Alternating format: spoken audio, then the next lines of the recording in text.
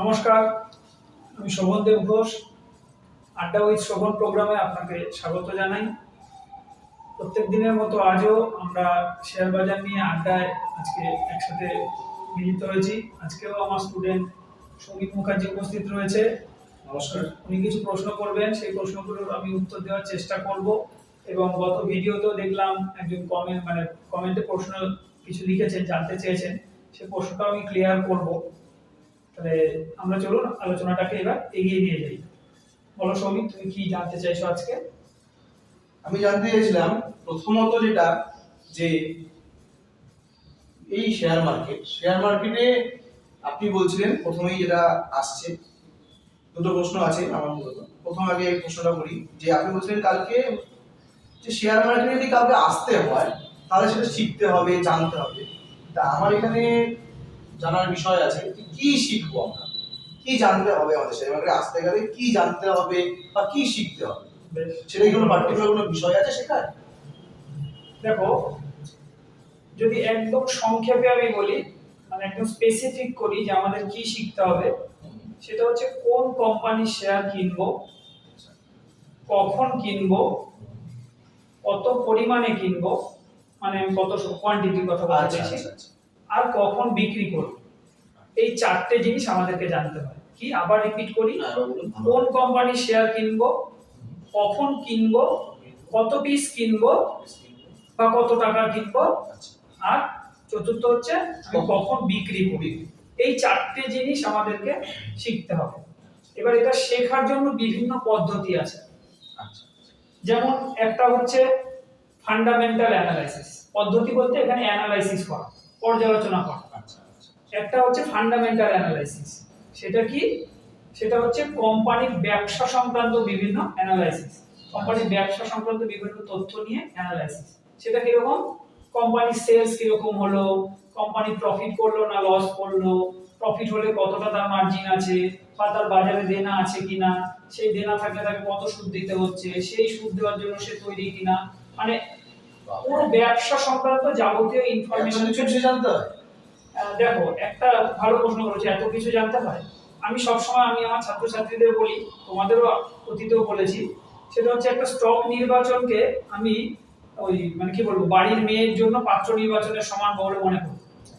কারণ আমার বাড়ির পাত্রীটাকে যেমন আমি চট করে কারোর হাতে তুলে দেব না, ঠিক একই ভাবে আমার কষ্টার্জিত পয়সাও কিন্তু আমি যে কোনো জায়গায় ফেলে দেব না, এই শব্দটা ইউজ করলাম।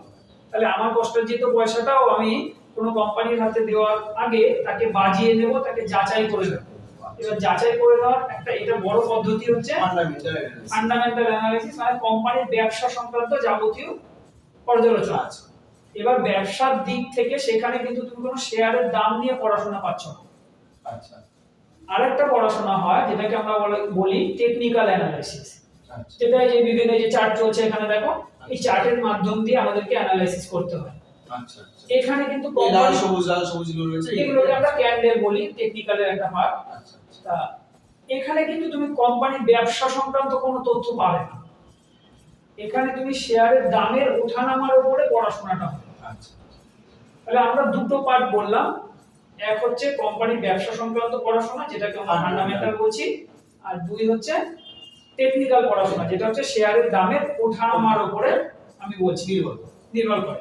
কিন্তু শুধু এই দুটো নলেজ থাকলেও যে সেটা কংক্রিট হবে অ্যানালাইসিসটা, সেটাও কিন্তু নয়।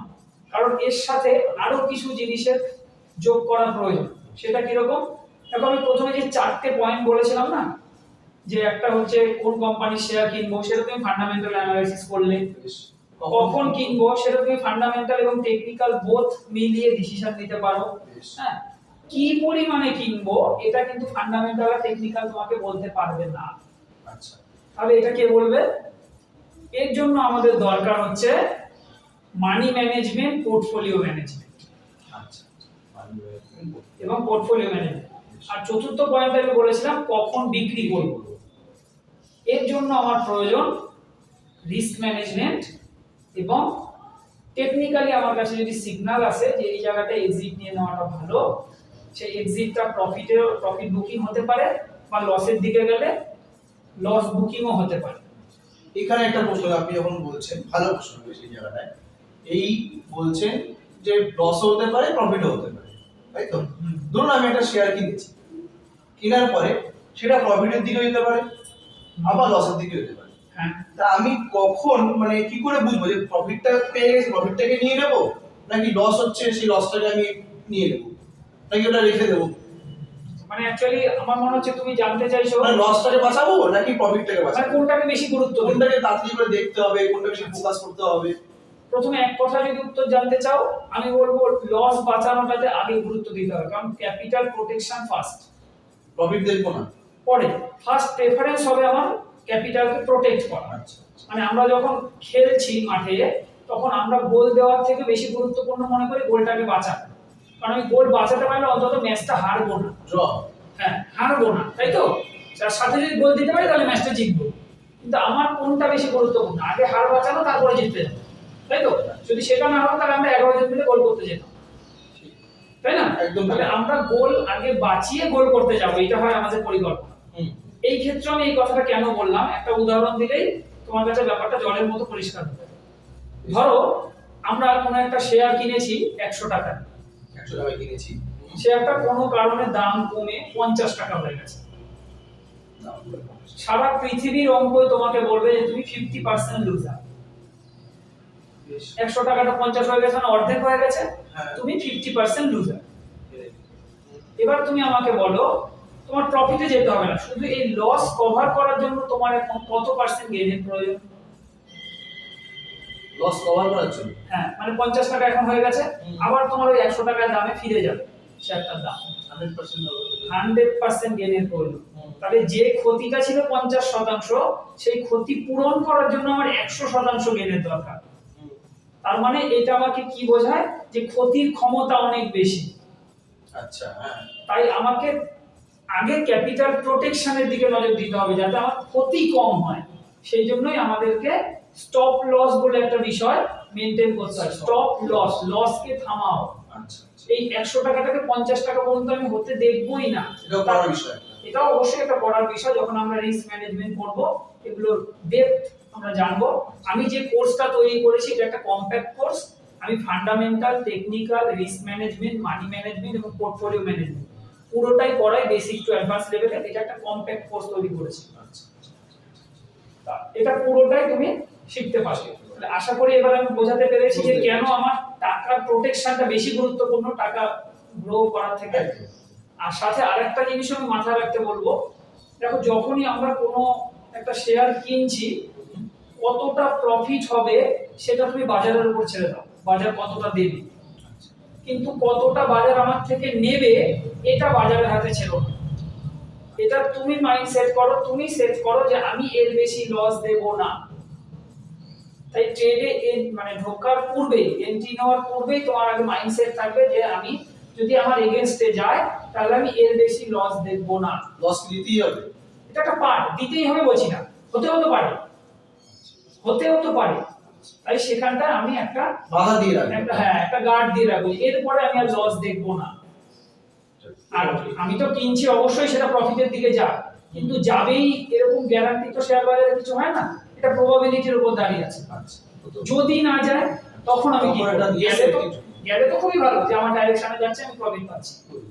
কিন্তু এগেইনস্টে গেলে সেখানে আমার একটা জায়গায় ভুল মেনে নিতে হবে যে আমি ভুল জায়গায় চলে এসেছি, আমাকে সেখান থেকে বেরিয়ে যাওয়াটাই ভালো। মানে ধরো তুমি একটা মানে কি বলবো, এখন তুমি দিল্লির দিকে যাবে, নর্থ ইন্ডিয়ার দিকে যাবে, ট্রেনে উঠে দেখছো যে ট্রেন সাউথ ইন্ডিয়ার দিকে যাচ্ছে। এখন যদি তুমি মাথায় হাত দিয়ে বসে থাকবে, এ মা আমি তো ভুল ট্রেনে উঠে বসে আছি, থাক ওটা তো আবার ফিরে আসবেই হাওড়াতে, ও যাক এখনো কন্যাকুমারিকা চলে যাক।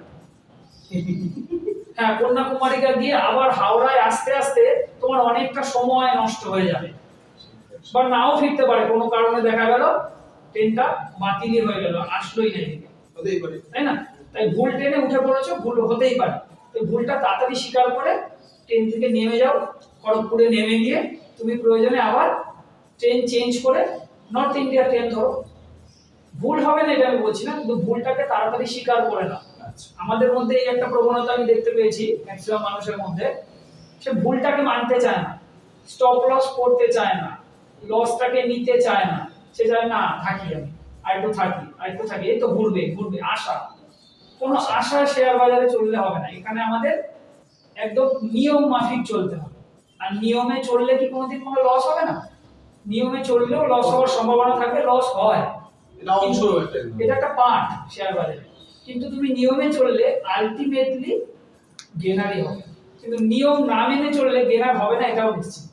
বেপরোয়া ভাবে চলে কখনোই সাফল্য আসবে না। সেই জন্যই পড়াশোনাটা প্রয়োজন আমি করেছি। আর পাশাপাশি এটাও আশা করি বোঝাতে পেরেছি যে আমাদের কি কি করতে হবে এবং আমাদের টাকা বাঁচানোর দিকটাতে বেশি গুরুত্ব দিতে হবে। যাক, আজকে ছোট ছোট করে এইভাবেই আমরা অনুষ্ঠানে আলোচনা করব। আর গত ভিডিওতে একজন কমেন্ট করেছিলেন, একটা প্রশ্ন করেছিলেন, খুব সুন্দর প্রশ্ন। আশুতোষ দত্তবাবু প্রশ্ন করেছিলেন যে কোন একটি কোম্পানির শেয়ারের দাম বেশি মানে কি সেই শেয়ারটা ভালো, আর দাম কম মানে খারাপ? প্রশ্নটা উনি বলতে চাইছে যে কোনো একটা শেয়ারের দাম অনেক বেশি তার মানে সেটা ভালো, আর দাম কম তার মানে সেই শেয়ারটা খারাপ।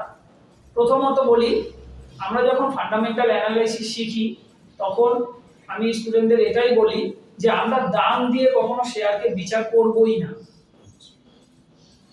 আমরা মূল্যায়ন দিয়ে বিচার করব। একটা উদাহরণ দিলে তুমি ব্যাপারটাকে খুব ভালোভাবে বুঝতে পারবে। ধরো তোমাকে যদি আমি বলি যে এখন 1 কেজি লোহার দাম 500 টাকা, 1 কেজি লোহার দাম 500 টাকা, আর 10 গ্রাম সোনার দাম 50,000 টাকা।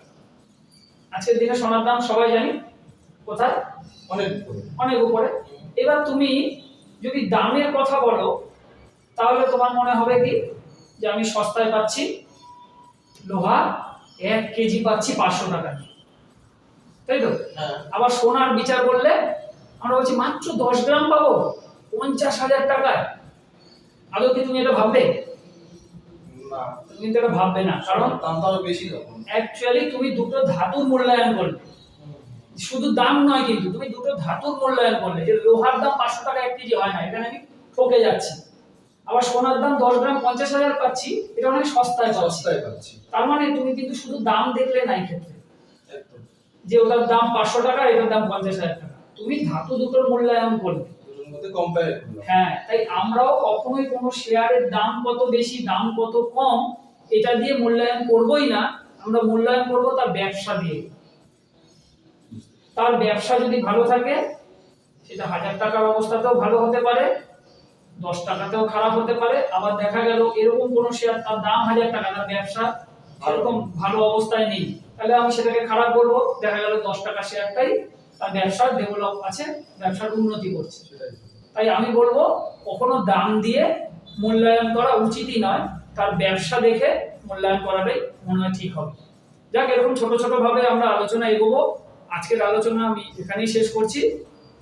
সকলের কাছে অনুরোধ রাখবো, যদি আমাদের ভিডিও ভালো লাগে আমাদের ভিডিওতে লাইক করুন, সাবস্ক্রাইব করুন। নতুনদের জন্য বলবো সাবস্ক্রাইব করুন, এবং যদি মনে হয় ভিডিওগুলো কাজের তাহলে শেয়ার করতেও ভুলবেন না।